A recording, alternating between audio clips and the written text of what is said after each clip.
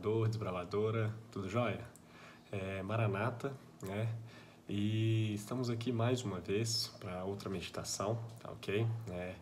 Nesse período de quarentena, né? Todo mundo ficando mais em casa, tá sendo uma maneira de poder passar um pouco de um pouco da mensagem para vocês e espero que vocês recebam atentamente, porque Deus tem grandes coisas preparadas para cada um de nós.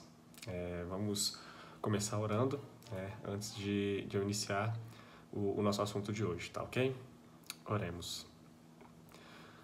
Senhor meu Deus, mais uma vez estou aqui, Pai, para poder tentar falar um pouco mais da Tua Palavra, Pai, para outras pessoas, para essas crianças, esses jovens que estão aqui.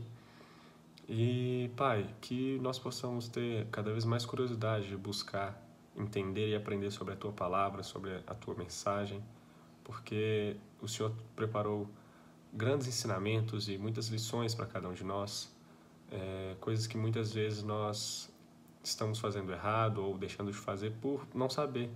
Então eu peço que o Senhor possa nos ajudar a buscar esse conhecimento cada vez mais e que cada mensagem que for passada, Pai, possa servir para cada um de nós aqui.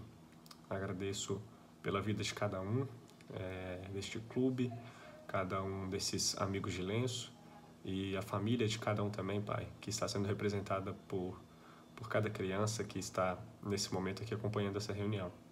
Eu agradeço por isso e te peço em nome de Jesus que o Senhor nos abençoe. Amém, Senhor. Bem, agora depois da oração, a gente vai começar a discorrer um pouco mais sobre o assunto, né? E o assunto de hoje dessa meditação é sobre uma parábola, né? Talvez a parábola mais conhecida, de modo geral, que é a parábola do filho pródigo, né?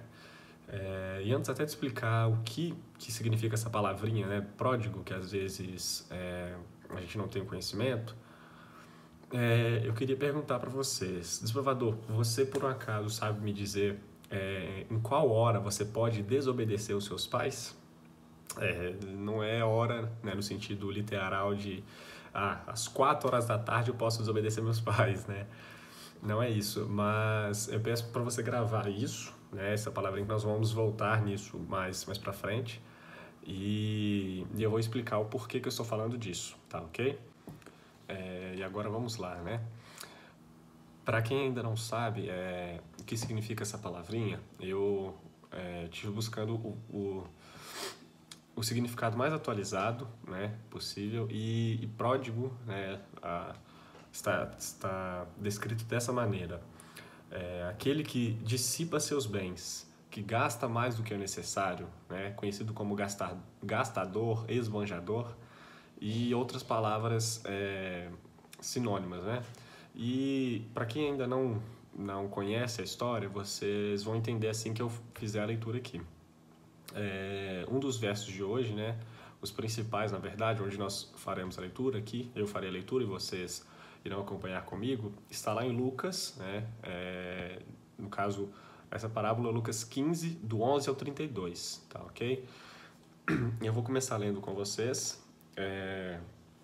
Aqui, né, vamos pegar as nossas Bíblias também para acompanhar essa reunião. E à medida que eu for lendo, eu vou ler primeiramente do 11 ao 19, está explicando um pouco esse pedacinho, depois uma outra parte da leitura, para nós notarmos algumas coisas. Vamos lá. Lucas capítulo 15, versículo 11. A parábola do filho pródigo. Continuou. Certo homem tinha 2 filhos. O mais moço deles disse ao pai: Pai, dá-me a parte dos bens que me cabe. E ele lhes repartiu os haveres. Passado não muitos dias, o filho mais moço, ajuntando-se tudo o que era seu, partiu para uma terra distante e lá dissipou todos os seus bens, vivendo dissolutamente. Depois de ter consumido tudo, sobreveio àquele país uma grande fome, e ele começou a passar necessidade. Então, ele foi e se agregou a 2 cidadãos daquela terra, e este mandou para os seus campos para guardar porcos. Ali, desejava ele fartar-se das alfarrobas que os porcos comiam, mas ninguém lhe dava nada. Então, caindo em si, disse: quantos trabalhadores de meu pai têm pão com fartura e eu aqui passo fome? Levantar-me-ei e irei para ter com meu pai. E lhe direi: Pai, pequei contra os céus e diante de ti. Então, não sou digno de ser chamado teu filho. Trata-me como um dos seus trabalhadores. Bom, nessa primeira parte aqui, a gente consegue ver que depois que ele pegou tudo que ele tinha direito, né, que o pai dele repartiu igualmente entre os dois filhos, e dissipou tudo, né, gastou, torrou todo o dinheiro, né, todas as posses e tudo que ele ainda tinha quando ele saiu da casa do pai dele, ele começou a passar necessidade, né, porque foi quando um tempo de crise, um tempo de fome, né, atingiu essas terras que ele estava, e já não tendo mais nada, né, nem o que comer, ele queria comer junto com os porcos que ele estava cuidando para as pessoas que ele estava assim trabalhando, né? E foi quando ele se tocou disso, né? Dando a ênfase aqui no final, na parte que ele fala que os trabalhadores do pai dele têm pão e pão com fartura, enquanto ele estava ali passando fome. Ele começou a se questionar disso, né? E muitas vezes acontece isso também com a gente, né? Nós temos o Pai Celestial que é dono de tudo, né? Dono de todas as posses, dono da cura, dono de tudo quanto tipo de coisas boas, sabe? E muitas vezes nós, por seguirmos os nossos caminhos, acabamos padecendo, né? Ficando ali praticamente comendo com porcos, como diz nessa parábola aqui. Mas vamos continuar a leitura agora do Lucas 15, do 20 ao 24, para poder já fazer outros comentários. E levantando-se, foi para seu pai. Vinha ele ainda de longe, quando seu pai o avistou. E compadecido, foi correndo, o abraçou e beijou. E o filho lhe disse: Pai, pequei contra o céu e diante de ti. Já não sou digno de ser chamado teu filho. O pai, porém, disse a seus servos: Trazei depressa a melhor roupa, vestindo-o e colocando em seu dedo um anel e sandália nos pés. Trazei-me também e matai um novilho cevado. Comamos e regozijamos. Porque este meu filho estava morto e reviveu, estava perdido e foi achado. E começaram a regozijar-se. Essa parte aqui já mostra quando ele volta, né, para as terras do pai dele, para realmente assim pedir desculpa, né, claro, e a intenção dele ao voltar, naqueles momentos que ele estava passando fome, necessidade, era simplesmente voltar como um trabalhador do seu pai.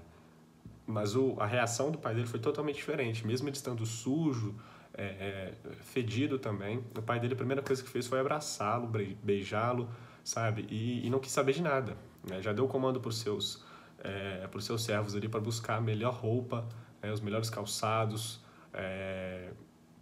para poder justamente devolver todas as honras que ele tinha direito, por mostrar que mesmo ele tendo errado, mesmo ele tendo feito escolhas erradas, o amor dele continuava o mesmo, entendeu?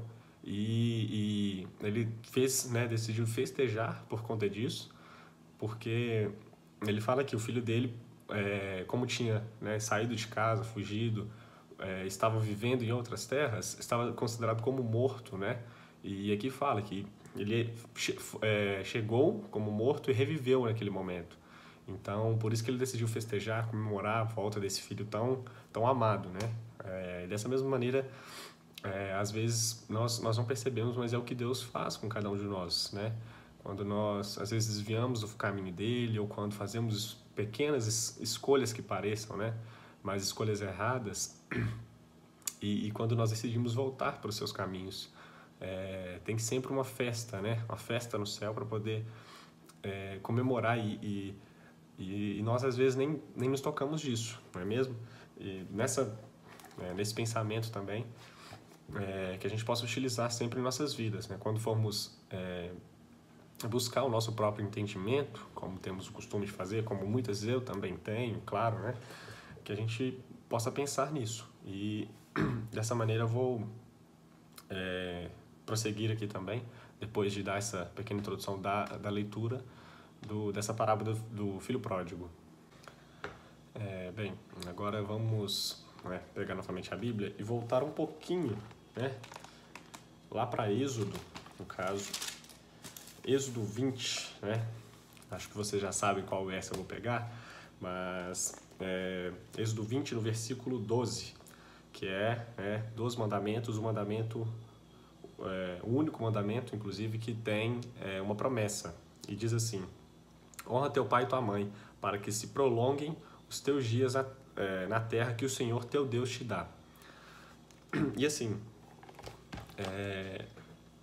honrar pai e mãe, até antes mesmo de falar isso, só para deixar claro, pai e mãe não é simplesmente aqueles que nos botaram nessa terra aqui, né? Que nos conceberam, mas assim, pai e mãe muitas vezes têm um grau de parentesco, mas não são estes, né? Às vezes pode ser um tio, uma tia, um avô, uma avó, ou também muitas vezes não tem nenhum grau de parentesco, porque ser pai, ser mãe é cuidar, né? É quem cria mesmo e tudo mais, dá ali o amor, tenta ensinar o caminho que é certo de se seguir, o que é errado. Então, assim, só para deixar, né, claro também, muitas vezes a gente tem que entender isso, que pai é quem, né, pai e mãe são aqueles que criam, que nos criam, que tentam nos ensinar. E como eu disse aqui, né, lendo o que estava descrito aqui em Êxodo, honrar pai e mãe, né, muitas vezes a gente fica se perguntando o que é isso, né? E por um acaso, desbravador, você tem honrado aqueles respeitado, claro, os mais velhos, mas honrado os seus pais, os seus responsáveis?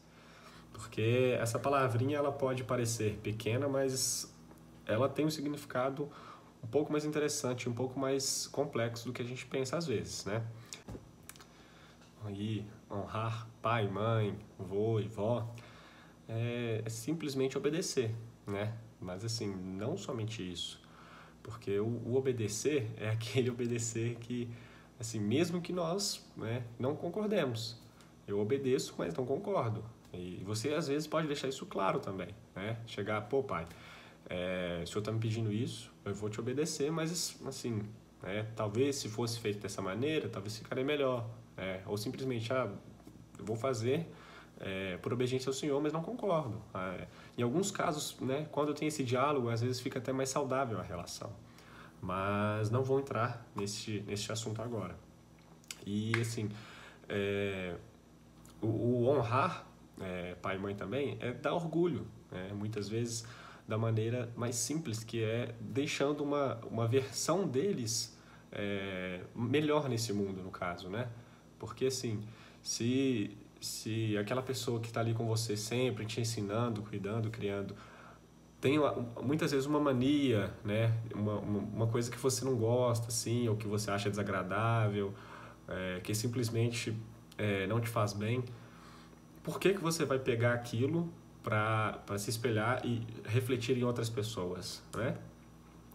Nós temos que pensar nisso no dia a dia mesmo, porque a coisa mais comum que se tem é isso muitas vezes, né? Nessa questão de passa de forma hereditária, né? Que tem uma mania ou às vezes tem um jeito de ser, uma opinião que acaba passando, né? Do pai para o filho, ou às vezes do ancião para o mais júnior da família ali. E muitas vezes as pessoas elas percebem isso, né? Elas percebem que tem uma mania, que tem um costume ou algo do tipo assim. E quando aquela outra pessoa mais nova está mostrando essas características, ela não gosta daquilo, né? E aí a gente tem que pensar nisso. Será que realmente é o que eu quero refletir daqui para frente? É o que eu quero mostrar? A característica que eu quero que seja visível em mim?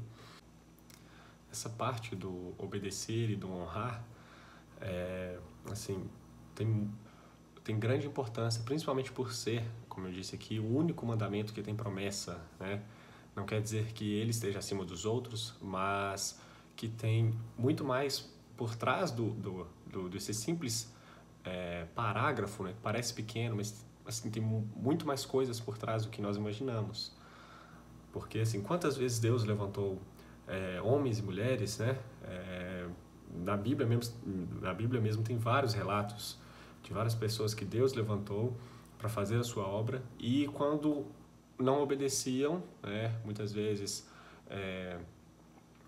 obedeciam ao nosso Pai Celestial, aconteciam coisas que tribulavam muito mais a vida, né?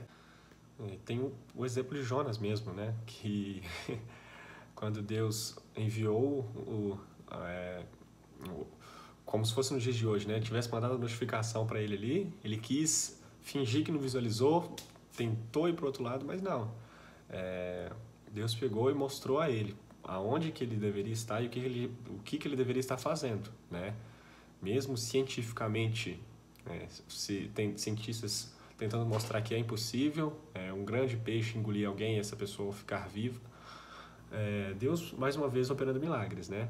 E provou para Jonas ali naquele momento que a obediência a Deus é o mais importante, porque Deus sabe de coisas que nós nessa terra talvez nunca iremos descobrir, só lá no céu mesmo, né? E Ele tem os planos muito maiores e melhores que os nossos. Mas dessa maneira eu vou voltar àquele assunto, né? Aquela pergunta que eu fiz no início de desbravador, você sabe qual que é o momento, qual é a hora que você pode desobedecer seus pais?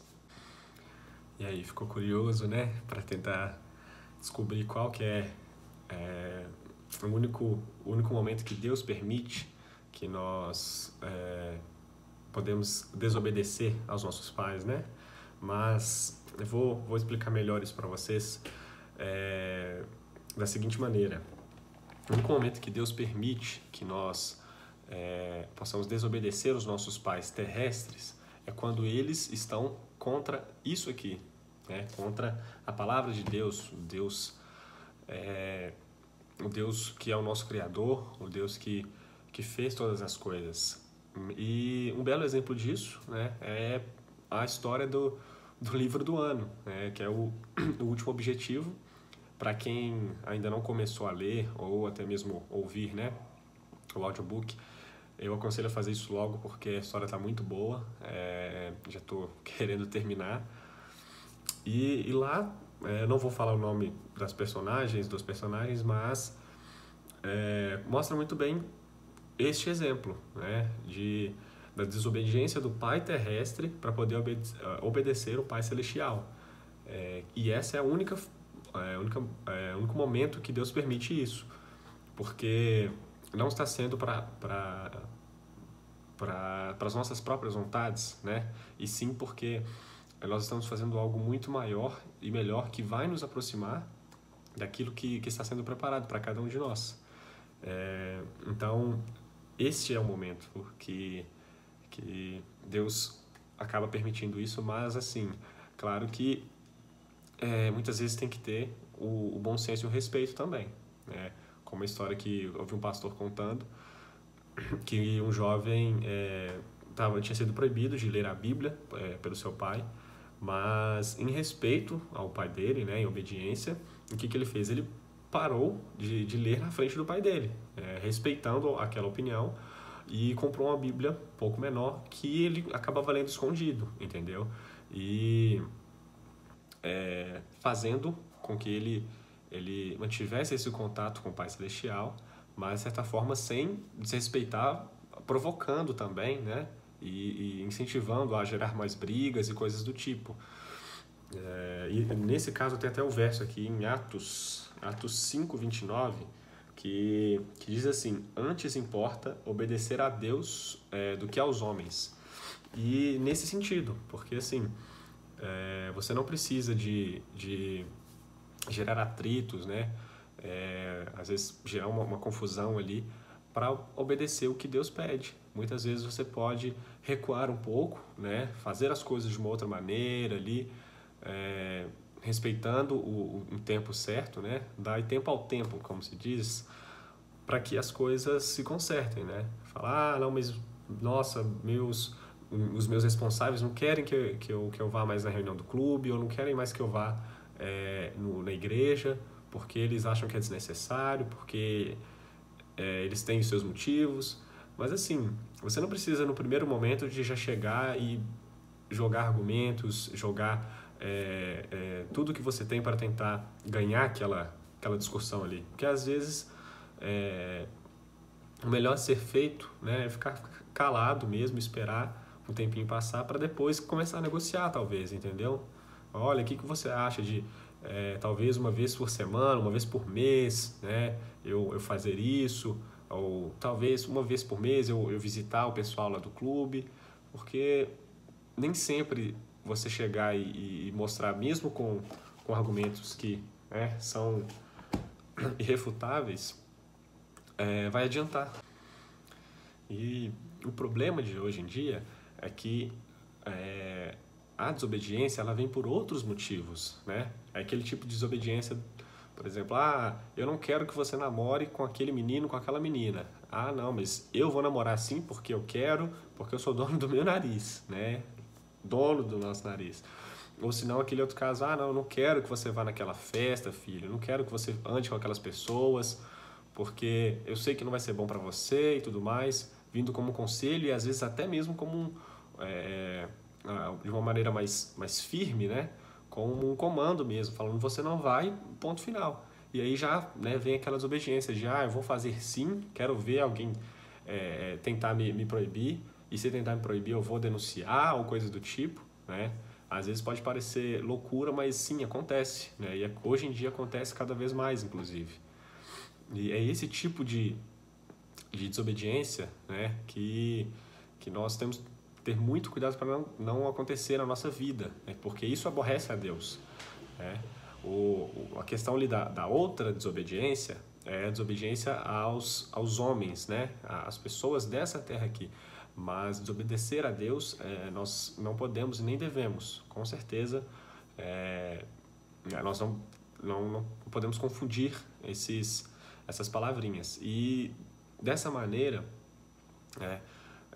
o problema é que hoje em dia os jovens, os adolescentes, os adultos também, as crianças, acabam tendo a vontade de desobedecer, mas não para obedecer a Deus, né? Desobedecer as pessoas, né, que convivemos aqui, mas não para obedecer a Deus, e sim por conta do próprio egoísmo, das próprias vontades, né? E que acabam nos levando cada vez mais para o buraco, né? Nos levando cada vez mais para lugares que nós não conhecíamos antes, mas que vamos nos arrepender depois. Agora, eu vou contar uma historinha para vocês, que pode ser bem reflexiva mesmo, né? E é a história de uma sogra com a sua nora, né? As duas ali, como infelizmente muitos casos acontecem, viviam em pé de guerra, né? Uma não gostava da outra e era xingamentos de um lado para o outro, é jararaca, é cobra, é só cascavel, é afins, porque uma não aturava a outra, né? Às vezes um clássico caso de uma mãe que não queria que o filho saísse de casa e da esposa que muitas vezes não quer que o marido tenha contato ainda com a mãe, muita proximidade. E dessa maneira, depois de algum tempo já de casado ali, de bom tempo do matrimônio, aquela, a nora, né, de sua sogra, e aqui eu vou colocar ela como uma noiva, ela chega no consultório do médico para pedir para o médico uma solução. Aí ela chega desesperada: nossa, médico, eu preciso que você me ajude, porque eu não aguento mais minha sogra. Eu não aguento mais, ela é muito chata, ela não para de pegar no meu pé, ela está atrapalhando a minha vida, eu preciso que você dê um jeito de me arrumar um veneno, eu tenho que matar ela, a minha sogra, eu tenho que dar um jeito nela, porque ela não deixa em paz, ela está me atrapalhando e tudo mais. E com isso o médico já ficou assustado. Peraí, como assim você tem que matar sua sogra? Não é assim que funciona e tudo mais. E E ela ali cheia dos argumentos, cheia da certeza do que ela queria fazer, começou a falar com o médico. Não, porque ela faz isso, ela faz aquilo, e ela atrapalha nisso. Mas assim, o senhor pode ficar tranquilo, eu não vou contar para ninguém onde eu consegui esse veneno. Vai ser algo que eu vou dar um jeito de fazer logo com ela e tudo mais. E o médico, depois de ouvir aquilo, ouvir vários argumentos ali, ele pegou na gaveta dele um vidrinho e falou, olha, tudo bem então, mas vai ser do meu jeito, tá ok? Você vai pegar esse vidrinho aqui, tá? Com muito cuidado, e por dia você vai colocar uma gotinha daquilo na água dela, na água, no suco, em qualquer líquido, mas só uma gota, né? E ela perguntou, mas por que não fazer isso de uma vez e tudo mais? E ele explicou, não, porque se você faz de uma vez, eles vão automaticamente desconfiar de você, você pode acabar sendo presa, e eu também, consequentemente. Então, você colocando uma gotinha por dia, vai ser algo que vai, com o tempo, né, vai afetar e dessa maneira vai acabar matando. E ela, não, tudo bem, obrigada, te agradeço demais, vou fazer isso então. Só que antes dela sair da sala, ele falou com ela, olha, mas tem uma coisa, para que ninguém desconfie, para que, claro, né, ela sempre aceite beber essa água, suco ou o que for, passe de agora em diante a ser um pouco mais gentil com ela, entendeu? Para que ninguém desconfie. Até então, para quando acontecer, parecer que vocês duas estão bem ali, bem amigas e tudo mais. E ela, né, tentando solucionar o problema, né, o problema que ela tinha, ela falou, tudo bem, eu farei isso então, de hoje em diante. Dessa maneira, ela, a cada dia que passava, ela tentava ser um pouco mais gentil com a sogra dela, e ia ali, colocava uma gotinha na bebida, levava para a sogra, mas também fazia uns biscoitos para colocar junto, às vezes no leite, e levava para a sogra, ou chamava para almoçar junto, e quando a sogra ia ao banheiro, colocava ali também. E dessa maneira que ela passou a tratar a sogra dela a cada dia, ela reparou também que a sogra dela passou a ser outra pessoa, passou a tratá-la muito bem também, a fazer presentes para ela, né? Coisas mais agradáveis, e dessa maneira as duas começaram a se dar muito bem, de uma maneira que ela não imaginava e que nunca tinha acontecido. E depois de algumas semanas, alguns meses, ela chega desesperada no consultório do médico, que o senhor tem que me ajudar, que eu estava fazendo uma besteira, agora minha sogra ela é uma pessoa ótima para mim, ela me trata super bem, sabe? Ela cozinha para mim, ela me leva para fazer compras com ela, e sabe, agora nós somos amigas, então o senhor tem que me ajudar. Ela não pode morrer, e se ela morrer eu também vou tomar desse remédio aqui também, para eu também morrer junto, porque eu não posso fazer isso com ela, ela é uma pessoa boa. Eu só não percebi isso antes porque eu estava olhando ela com outros olhos. Eu só não percebi antes porque ela estava sendo comigo o que eu estava sendo com ela também.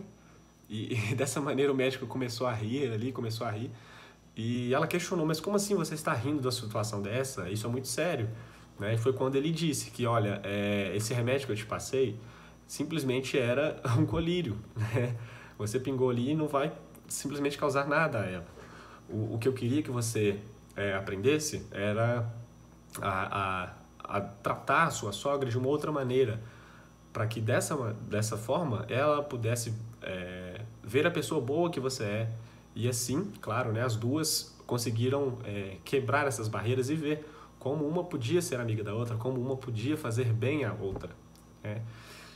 E ela voltou para casa naquele dia bem pensativa com aquilo, mas assim, com a certeza de que, além de que nada aconteceria com sua sogra, que a culpada daquilo era somente ela mesma, né? E agora eu te pergunto, desbravador, desbravadora, você já parou para pensar que talvez as pessoas, né, da sua vida, às vezes os avós, tios, ou até mesmo pessoas mais próximas, primos, irmãos, os colegas da escola, talvez eles pareçam chatos com você, mas por em algum momento antes você ter tratado aquela pessoa da mesma maneira, ou até mesmo você já parou para pensar que se você for mais amável, mais amigável com as pessoas, talvez elas possam ser dessa maneira com você também, né? Nós sempre devemos tratar as pessoas da maneira que nós gostaríamos de ser tratados, com certeza, né?